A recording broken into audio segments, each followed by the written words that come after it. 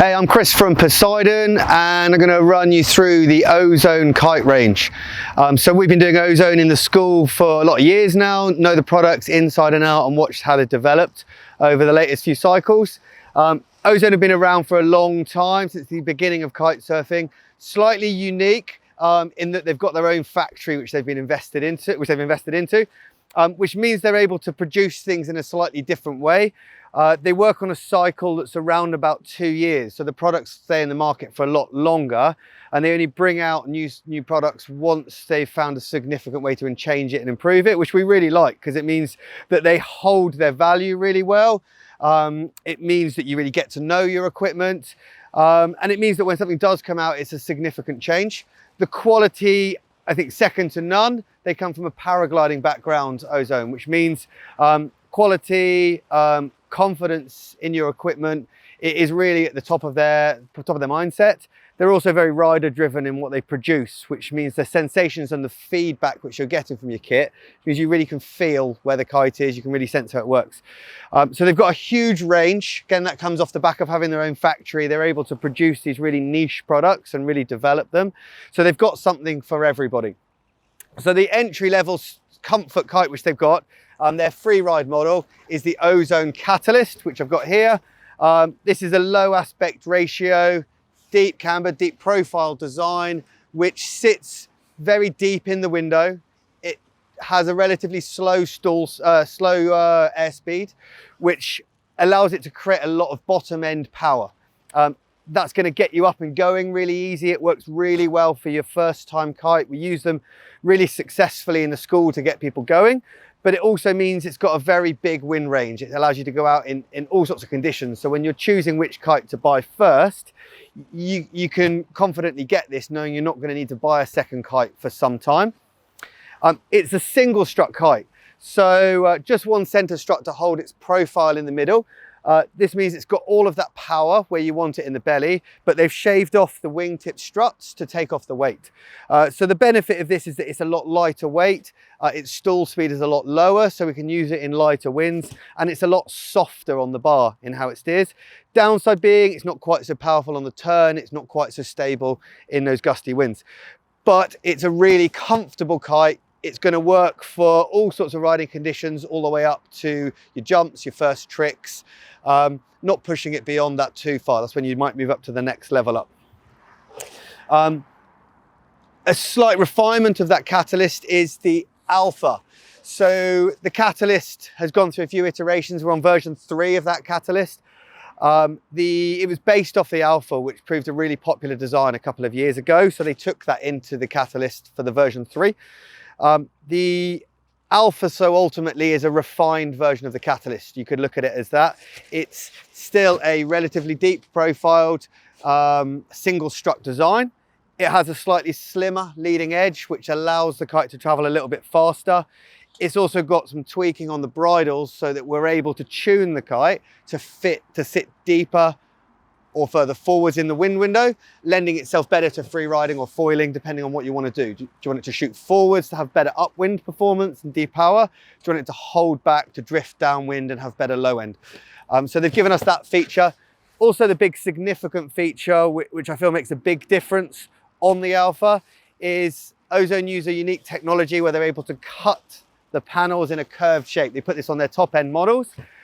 So by cutting the panels curved, it follows a streamlined shape. So if we look at the Alpha here, which is curved around, as opposed to back to our Catalyst, which is segmented. What these segments do is this a traditional way which most brands are building their kites. It works, it's strong, it's easy to mass produce in the factories. However, it adds a flex point, it adds a weakness point, and it disrupts airflow, which makes the kite slightly less efficient. So with this better technology in the Alpha, what we're getting is a kite that's more refined, more efficient, that's more stable in the sky. And whilst you're pushing it through a turn, what's really impressive with this is that even though it's a single strut kite, this whole section of the kite, which might normally flutter on your traditional single strut, stays tight. This is a really comfortable, performance-driven single strut kite. So if somebody's looking for an easy, comfortable kite like the Catalyst, but they want a little bit more performance, they want it to grow with them a little bit further, or they're looking for a lightweight kite because they're either traveling with the kite or they're hydrofoiling with the kite, and they want something which has still got performance, but without the extra weight that the struts come with, this Alpha is a really good piece of kit for that. Moving then into their slightly more high performance kites, we've got the Enduro and the Edge. So the Enduro is pitched as their go everywhere, do everything kite. It's a relatively arced hybrid C-shaped design with big wide tips in a 3-strut design. So this kite really does go everywhere. It's a perfect desert island kite. You can trim it, you can tune it, and you can use it for wave riding, you can use it for freestyle, you can use it for jumping. You can even start out and use this as a learner kite. They've smashed out a kite with the Enduro that I think works for just about every sort of riding style. So the big wide wing tips are going to give you a lot of feeling. They're going to give you a lot of sensation at the bar. They're also going to mean that as you turn this kite and it pinches in, it creates a lot of power. That opposite wingtip drives through its turn, creates a lot of power. They've kept a significant amount of camber and profile down here on these struts, which means that it creates power through the turn and it holds canopy tension, which means it's powerful through its turn when you're charging up to jump. It means it loops very well, and it is very predictable in what it's doing. The leading edge is relatively slim with a mid-profile section in the middle of the kite, which means that it's fast through the air. It's powerful, but it's not creating drag so that it's slowing down like your free ride kites. This is fast, it's driving forwards, it's got a good upwind performance. When you drive in and when you pop to do a trick or when you do an air, it rushes ahead of you, which is going to lend itself well to high performance riding, which is very good. It also takes advantage, like the Alpha, of this curved canopy, curved panels which they stitch in. This is new on the V4 design, and ultimately it means that as you're driving that kite through its turns, it stays tight.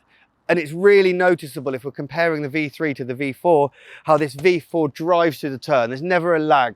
When you pull and you drive it, it's straight there with you. It's quicker turning than the V3, but without that shuddering canopy. So definitely a really good piece of kit. What I really like is that you're able to tune the kite through their variable bridle, which they call here, where by adjusting the lines here, you can tune the kite to sit further forwards or further backwards, depending on whether you want it to rush forwards like the Alpha, and depower, better for upwind riding, better for pop tricks, or whether you want it to sit back and whether you want it to chug along and drift. So that's the Enduro. The Edge, on the other hand, this is pitched as their performance free ride or their big air kite. So this is a 5-strut design. It's a high aspect ratio, fast boosting kite. So they've had the Edge in their range since the beginning. We're now in the version 11. So this has gone through the most prototyping, the most design. And in their latest version, they've widened the tips. They've kept tension through the entire canopy, and they've created a kite which is really, really confidence inspiring. So in the past, the Edge and high performance kites, whilst it might have given you that forward speed and that lift, once you're then up there, it didn't always have the stability to give you confidence. It might be unstable in the sky. It might, as you steer it, start to lose its power. But they've widened the tips. They've kept the profile a little bit deeper, down all the way to the wingtips here, to keep that tension and that drive through the turn. So you've now got a kite which can loop really, really well, fly forwards and boost really, really well, but still do pop tricks. And whilst it might not be the most comfortable, might not work very well unhooking like your Enduro, so it's not you go everywhere, do everything, it's not going to drift back and do your wave riding. For hooked in scent riding, this thing's a weapon. And especially coming through kite loops, whether they're heli loops, whether they're powered loops, this thing's always there to catch you. It never falters. And so you're never put off trying new moves with the Edge. It's something to grow into. It's not going to be your first kite, but for sure, as long as you're riding upwind and you're comfortable, you could go straight for this Edge. It's a weapon. And the last kite which we've got in the lineup is the Reo. Reo, bit of a niche kite in that this is their wave riding specific kite. So we've got a very arced, very sea kite, unlike the Edge, which is open. We've got a sea kite design here, which is designed specifically for wave riding. So when you're wave riding, we're looking for a kite which drifts, which when we put in a turn, when we shoot towards the kite, if those lines go slack or when those lines go slack, the kite's going to behave itself predictably. It's not going to fall forwards out of the sky. It's not going to misbehave. And that's what they've designed here with the Reo. So this kite's designed to be consistent. And it's impressive how as you're moving the kite around, it's never yanking, it's never pulling. You don't get that surge of power like any other kite. And whether that's when you're re-tensioning lines, or whether it's when you're looping on a top or a bottom turn, or you're moving the kite, it's always there with this consistent pull. And it's impressive how they've kept this tension through the whole canopy of the kite. It's a relatively slim profile, which means it's fast through the air, it charges upwind. It's got 3 struts, so we've still got a lot of shape. Also useful when we're dropping it in the water. It's very quick to relaunch, very quick to pop itself into shape, even if it's got swamped by waves. And they've put on their variable bridle system, which makes a noticeable amount of difference. So the feature here's we're able to make that kite sit further forwards in the window or further back in the window, which means that if we've got onshore conditions and we're more likely to be slackening our lines, we can tell the kite to sit deeper and drift better. If we've got perfect side or side offshore winds, we can tell the kite to sit further forwards so that it depowers and allows us to ride a little bit better and a little bit freer. So possibly my favorite kite in the lineup in terms of most refined feel is the Reo here. So there we've got the Ozone kite range, a bit of something for everybody. The budget friendly, easygoing Catalyst, the slightly more refined Alpha, the go everywhere, do everything Enduro, or the performance Edge, or your wave riding Reo. So give us a shout, Poseidon-Watersports.com, and we can give you any advice you need.